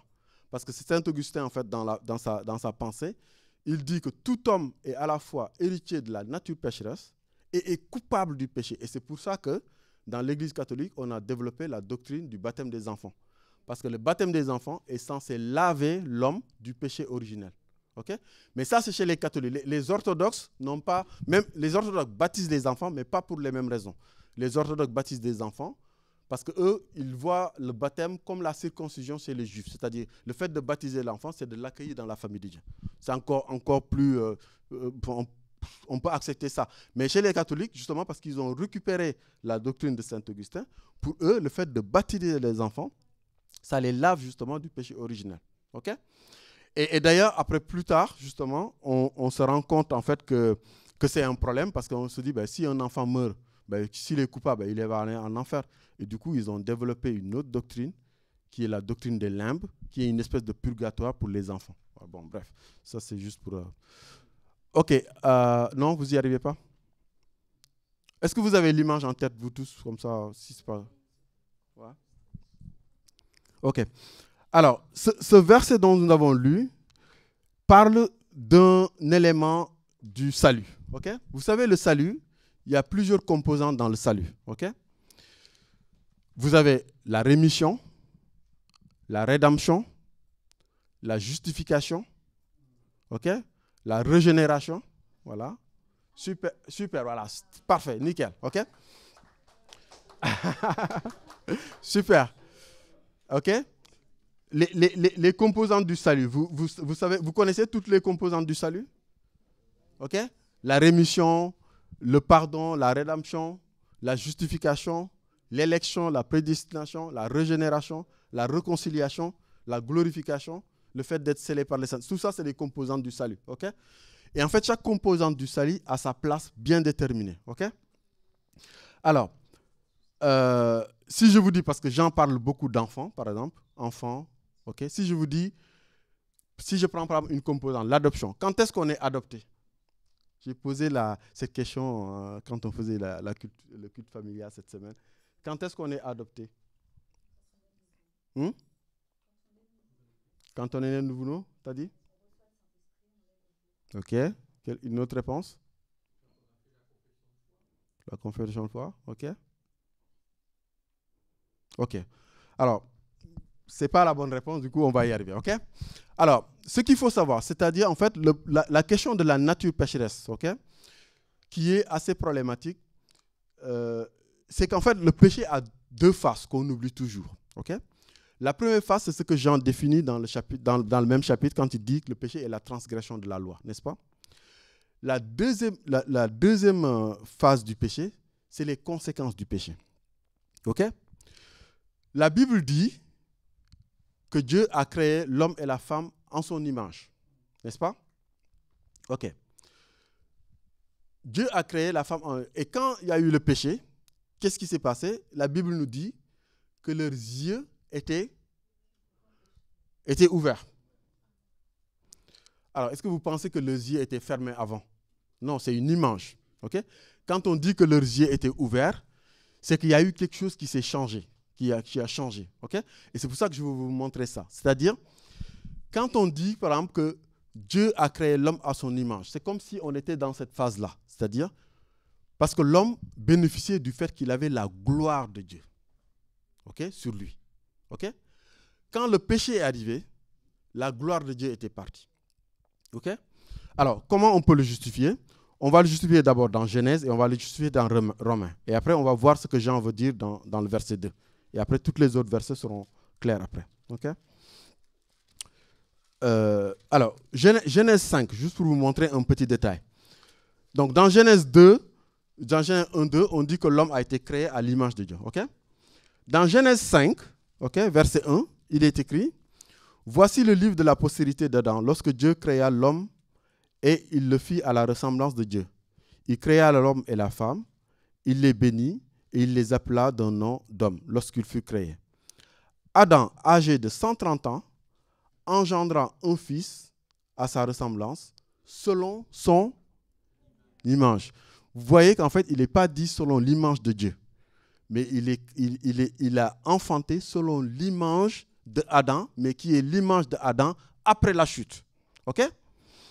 Et Paul va nous éclairer un peu plus, il va nous dire, tous ont péché et sont quoi? Voilà. C'est-à-dire, en fait, la conséquence du péché, ce n'est pas que nous portons naturellement une nature, entre guillemets, pécheresse. Ce n'est pas totalement faux, mais il ne faut pas le comprendre dans le fait qu'en fait, on a une nature qui est complètement dépourvue en fait, de possibilités à faire du bien. Okay? Mais c'est parce qu'en fait, on a perdu la gloire de Dieu. OK? Et c'est ça qui explique le besoin de quelle composante? Non. De la glorification et de l'adoption. OK? De la glorification, OK? Et de l'adoption. Alors, on va aller dans Romains 8, comme ça on va le voir. OK. Parce qu'il faut voir que le péché a introduit en fait de façon cosmique quelque chose, un changement radical dans tout le cosmos. Okay? Et c'est pour ça que dans Romains 8, par exemple, verset 19, on va le lire. Aussi la création attend-elle avec un ardent désir la révélation des fils de Dieu. Donc même la création est en train d'attendre sa restauration. Okay? Car la création a été soumise à la vanité, non de son gré, mais à cause de celui qui l'a soumise, avec l'espérance qu'elle aussi sera affranchie de la servitude, de la corruption, pour avoir part à la liberté de la gloire des enfants de Dieu. OK? La création tout entière soupire et souffre les douleurs de l'enfantement. Et ce n'est pas elle seulement, mais nous aussi, qui avons les prémices de l'esprit, nous soupirons nous-mêmes en attendant quoi? L'adoption, virgule, la rédemption de notre... Voilà, donc l'adoption, c'est la rédemption, c'est quand notre corps glorieux, quand nous aurons complètement notre corps glorieux. OK? Alors, en parlant d'adoption, ce que Dieu nous a donné, ce n'est pas l'adoption qu'on a aujourd'hui, mais c'est l'esprit d'adoption. Et pour le voir, il faut juste lire le verset 15. OK? Le verset 15 du même chapitre. Et vous n'avez pas reçu un esprit de servitude pour être encore dans la crainte, mais vous avez reçu un esprit d'adoption. OK? Donc, il ne faut pas mélanger l'adoption et l'esprit d'adoption. Ce n'est pas la même chose. Okay? En fait, c'est dommage parce que quand j'avais fait les messages là, avec les différents systèmes du salut, le pélagianisme, le semi-pélagianisme, le calvinisme, etc., malheureusement, on n'est pas allé jusqu'au bout. Mais le but de cet enseignement, c'était en fait pour qu'on décortique tous les éléments du salut. Malheureusement, on n'a pas eu le temps. Bon, peut-être qu'un jour, on aura le temps. Mais l'idée, en fait, c'est de savoir, en fait, quel est le lien qui lie entre la foi, la rémission, la rédemption, la glorification, la justification, la prédestination. Tous ces trucs-là, en fait, ont des effets à des périodes bien spécifiques. Et il faut, par exemple, les savoir. Par exemple, la rémission. La rémission, c'est le quoi? C'est le pardon des péchés. OK? Avant que Jésus-Christ arrive et meure sur la croix, les gens qui faisaient, par exemple, les sacrifices dans le tabernacle, ils avaient la rémission des péchés, mais ils n'avaient pas la rédemption. Parce que la rédemption, c'est quoi? C'est le fait de payer les péchés. OK? Après que Jésus-Christ est mort sur la croix, non seulement on a la rémission, mais on a la rédemption. Mais on n'a pas encore la glorification. OK? Et c'est ce que Jean dit. Jean, il dit, OK, les gnostiques vous disent que le monde physique est mauvais. Vous voyez que vous ne pouvez même pas vous échapper des choses mauvaises. Puisque, en fait, votre corps vous pousse toujours vers le péché. C'est ce qu'il disait. Et Jean leur dit, donc au verset 2, « Bien-aimés, nous sommes maintenant enfants de Dieu. » Mais comme on est enfants de Dieu, on a reçu l'Esprit de Dieu et on a reçu l'Esprit d'adoption. Et comme nous avons reçu l'Esprit d'adoption, nous sommes prédestinés à être adoptés. Et c'est comme ça qu'il faut comprendre la prédestination. Okay? Donc, c'est pour vous montrer un peu comment les choses ont lié. Okay? Donc, il leur dit, ne les écoutez pas. Mais en fait, il faut savoir que le corps dans lequel nous sommes aujourd'hui n'est pas le corps glorieux que nous aurons. Et que quand le Seigneur reviendra, il va restaurer notre corps et nous serons dans ce corps glorieux. Okay? Et qu'il ne faut pas avoir peur. Et donc, du coup, il leur dit, plusieurs fois, il leur rassure en leur disant, ayez de l'assurance. Vous avez en vous la vie éternelle. OK? Et donc, du coup, il va leur dire, ne péchez point. OK? Et donc, par contre, le reste du chapitre, donc les 2 versets, et donc c'est pour ça que Jean il dit au verset 3, quiconque a cette espérance, qu'est-ce qu'il doit faire? Il doit se purifier. Et Jean va donner 3 choses qui vont nous conduire à la glorification. La première chose, c'est de rompre avec le péché. Donc, c'est pour ça que du verset 4 au verset à peu près 12-11, il va parler que du péché. Okay? Il va dire, il faut que vous sachiez une chose. La différence entre un enfant de Dieu et un enfant du diable, c'est qu'un enfant du diable pêche et un enfant de Dieu ne pêche pas. Okay? Et c'est assez fort. Hein? Celui qui pratique le péché est du diable. Car le diable pêche donc verset 8. Celui qui pratique le péché est du diable, car le diable pêche dès le commencement. Le Fils de Dieu est paru afin de détruire les œuvres du diable. Quiconque est né de Dieu ne pratique pas le péché. Parce que quoi? Parce que la semence de Dieu demeure en lui. Et cette semence de Dieu, c'est quoi? C'est l'Esprit Saint. OK? Et il ne peut pécher parce qu'il est né de Dieu. Et donc, ce que Jean est en train de dire, c'est qu'en fait, il faut voir qu'en fait, votre restauration se fait par étapes. Et cette étape, c'est quoi? Vous avez accepté par la foi, vous avez reçu l'Esprit, cette semence qui habite en vous. Cette semence qui habite en vous régénère votre esprit. Vous êtes né de nouveau. Et cet esprit qui est régénéré, qui est né de nouveau, prend plaisir aux choses de Dieu. Et c'est ce que Paul explique dans Romains 6, 7, 8. Okay? Cet esprit régénéré par l'Esprit de Dieu prend plaisir aux choses de Dieu. Et il ne veut pas pécher. Et c'est pour ça que Paul va expliquer dans Romains 7 en disant, mais qui me délivrera de ce corps de péché? Vous vous rappelez de ce passage? Parce qu'en fait, il voyait qu'il y avait 2 lois en lui. Il y a une loi qui venait de son esprit, parce que ça venait du Saint-Esprit, qui régénérait son esprit, qui le poussait à faire le bien. Mais il y avait une loi qui venait de ses membres, qui le poussait à faire ce qu'il ne voulait pas. Et donc il dit, mais qui me délivrera? Et donc au chapitre 8, il donne la réponse en disant, ben, il faut attendre à la glorification pour que ça se règle. Okay? Donc en fait, le truc qu'il faut comprendre, c'est qu'il y a deux aspects, le péché. Il y a la transgression, et la solution de la transgression, c'est quoi? C'est la mort et la résurrection du Seigneur Jésus-Christ. Les conséquences du péché, la solution, c'est l'adoption et la glorification. Donc, nous ne sommes pas encore à cette étape-là. Donc, première étape que j'en dis, si vous avez cette espérance, il faut que vous pratiquiez, il faut que vous vous rendez pur.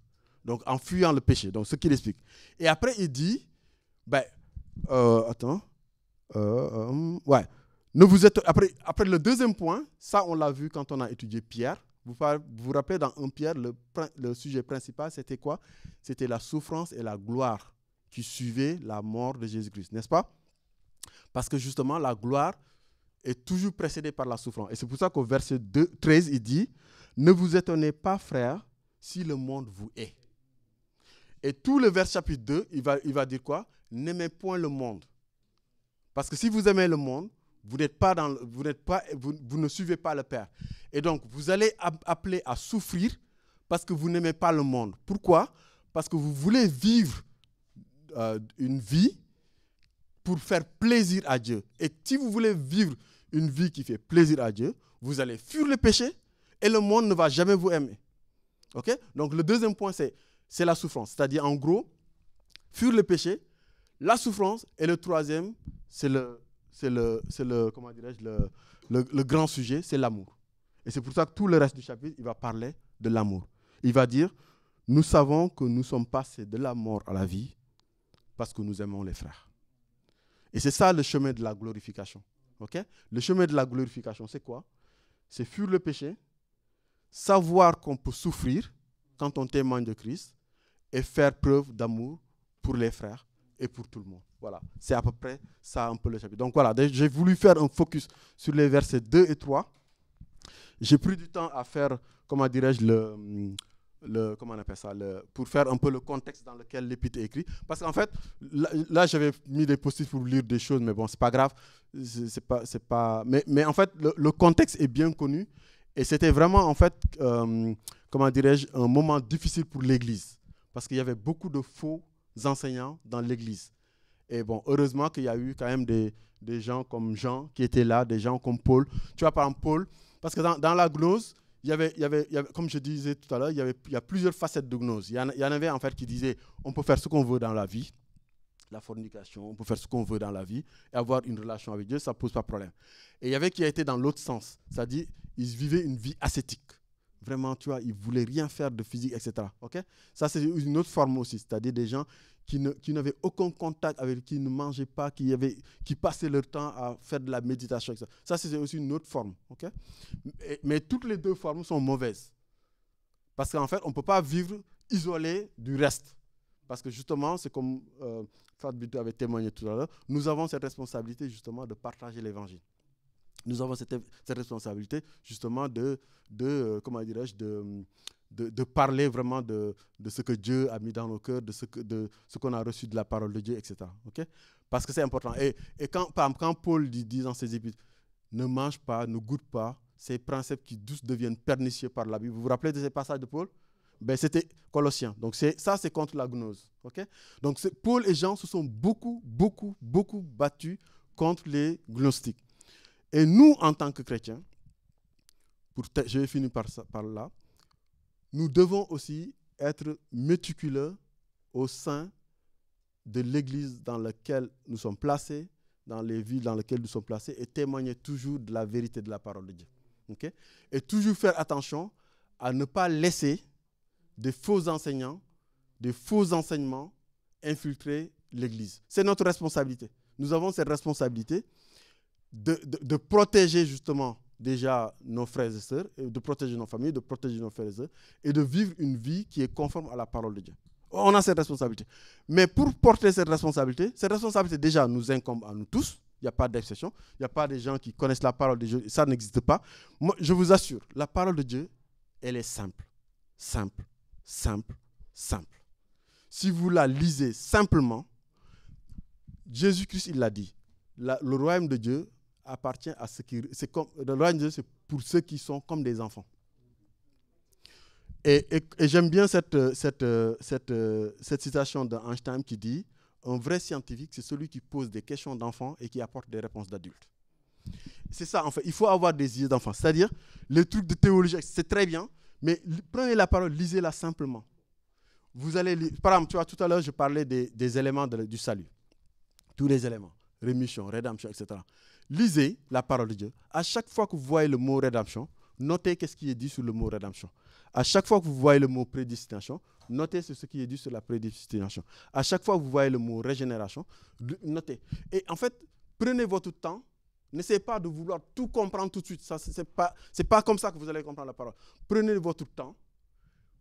Prenez un sujet qui vous tient à cœur, que vous aimeriez comprendre.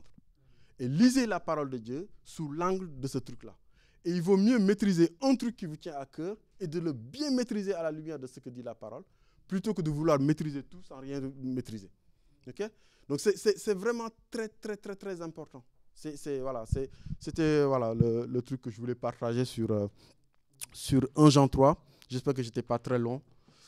Voilà, donc je pense qu'on peut s'arrêter là.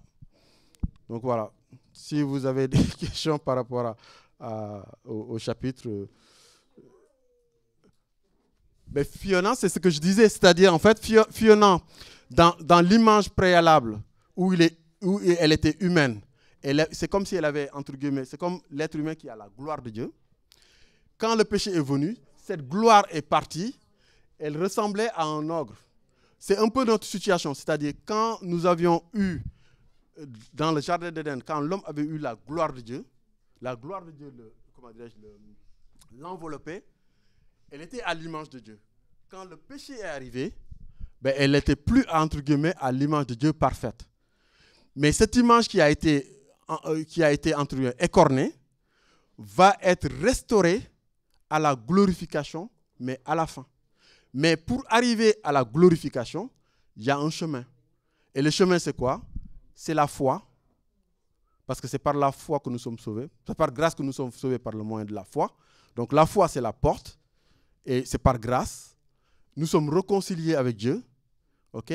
Et donc nous sommes enfants de Dieu en recevant l'Esprit. Nous sommes régénérés par Dieu. Et nous allons marcher justement sur cette voie de la glorification. Voilà. Et c'est ce que Jean dit en fait. Jean, il dit, OK, les gnostiques vous disent, vous ne pouvez pas échapper au péché parce que vous avez un corps qui est mauvais. Le corps est mauvais. Jean lui dit, non, pas du tout. Le corps est bon parce que le Christ lui-même s'est incarné. Le corps est bon parce que le christianisme repose sur la résurrection. Et donc, mais il faut savoir qu'aujourd'hui, vous n'avez pas le corps glorifié. Mais ce corps glorifié, ça sera la dernière étape quand le Seigneur viendra pour nous restaurer dans notre corps glorieux. C'est clair? Voilà, c'est pour ça que je voulais montrer l'image. Voilà. OK? Une question? Bon, OK. Merci. Merci Seigneur, merci pour ton amour. Merci pour ta paix. Merci pour la joie que tu mets dans notre cœur. Seigneur, vraiment Seigneur, je te prie, vraiment Seigneur, que tu nous aides, Seigneur, vraiment, dans notre marche, vraiment sur la vie, sur le chemin de la vie. Seigneur, nous avons chanté ce matin sur le chemin étroit. Et Seigneur, vraiment, nous voulons rester sur le chemin étroit. Tu as dit toi-même dans la parole qu'il y a beaucoup de gens qui prennent le chemin large, mais que peu vont prendre le chemin étroit. Seigneur, tu nous as avisés. Et Seigneur, vraiment, je prie que tu nous gardes toujours sur ton chemin étroit. Seigneur, nous savons que, Seigneur, comme le disait Marc tout à l'heure, tu ne nous as pas promis mondes et merveilles, mais tu nous as promis d'être avec nous, Seigneur. Et Seigneur, nous aspirons à une chose, à être glorifiés un jour avec toi, grâce à toi. Et Seigneur, vraiment, Seigneur, nous voulons vraiment mener une vie qui est conforme à ta parole. Et Seigneur, je prie, Seigneur, pour chacun d'entre nous, Seigneur.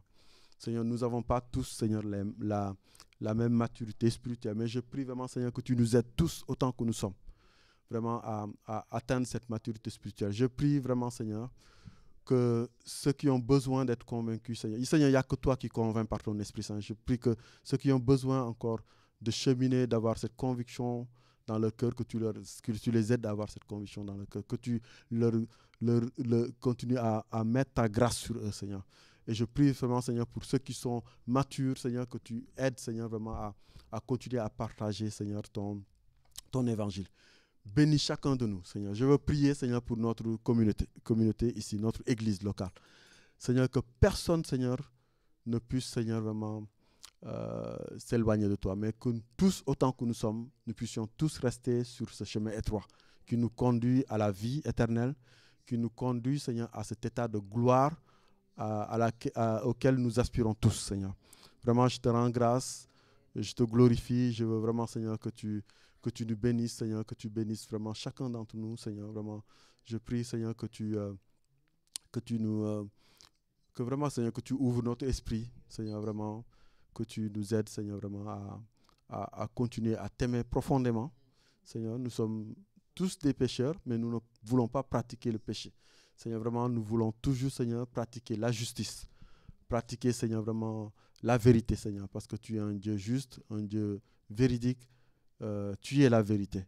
Et Seigneur, nous voulons aussi, Seigneur, partout où nous sommes, nous voulons vraiment, Seigneur, que l'odeur de la vie, cette vie éternelle qui vient à toi, sort de nous, Seigneur. Vraiment, conduis nos pensées, conduis nos faits et gestes, nos émotions, Seigneur, nos sentiments, ressentiments, Seigneur, que tout soit pour ta gloire, Seigneur.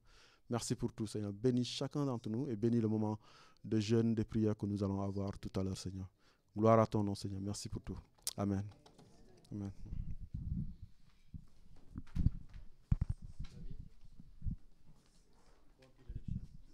Ouais, le mot de la fin, effectivement, ça c'est. Tu peux me laisser le livre, je vais le montrer. Et je vais aussi je vous encourage. Effectivement, l'été arrive. Je suis pas libraire, hein, mais l'été arrive. Si vous pouvez effectivement acheter ce livre, franchement faites-le. Il est disponible partout. Centre culturel Leclerc, je l'ai payé 35 €. Non, 35 € avec La foi démontrée du même auteur, qui est aussi un grand encouragement, effectivement, par rapport à la foi, par rapport à la vie de Jésus. On dit souvent que quelquefois, l'été, c'est l'occasion de se poser un petit peu plus, d'avoir des lectures des fois un peu plus édifiantes. Donc n'hésitez pas, Irénée de Lyon contre les hérésies. Et du même auteur, La foi démontrée. Voilà. Soyez bénis, bonne semaine. N'oubliez pas d'empiler les chaises pour qu'on commence le moment de jeûne et prière. Comment ? Mardi, réunion de prière, ici, 19h30. Voilà, un classique, marquez-le sur votre agenda comme étant un événement récurrent aussi, la réunion de prière. Voilà, soyez bénis.